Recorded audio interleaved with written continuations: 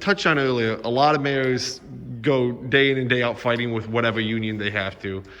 And sometimes not wanting unions to have to deal with unions at all. You've welcomed these guys to open arms. Are you worried about the future battles may come up or extra costs? Or why have you been so welcoming to a third union for the city? Yeah, I mean, I have always believed in workers' rights. It's been a big part of, certainly this is a union town.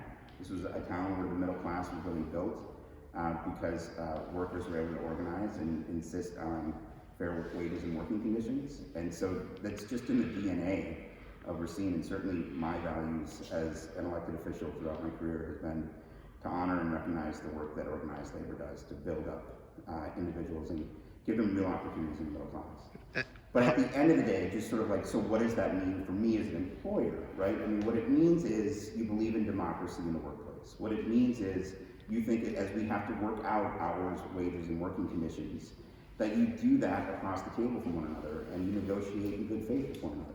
Does it mean that you will always agree on every single issue? No, but that's why collective bargaining is so important. It sets up a process where you negotiate contracts, you agree to a certain set of principles, and it sets up a dispute resolution process that if there's disagreement on an individual level or broadly for the bargaining unit, there's a process to resolve that.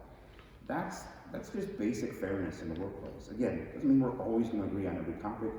Doesn't mean that it's not going to be difficult as budget gets cut from the state level in terms of what our resources here locally. But at the end of the day, you either believe in democracy in the workplace and giving workers a voice and having a fair process for people to sit down and have those conversations, or you don't. And far too often, I think, in this day and age, you have employers, be they public or private, who decide it would be easier not to have to work with people through collective bargaining and their unions. I'm somebody who strongly believes, and I'm delighted to say we have a council who's unanimously agreed that these are values that we believe in. And here in the city of Racine, we're going to work with people in their union.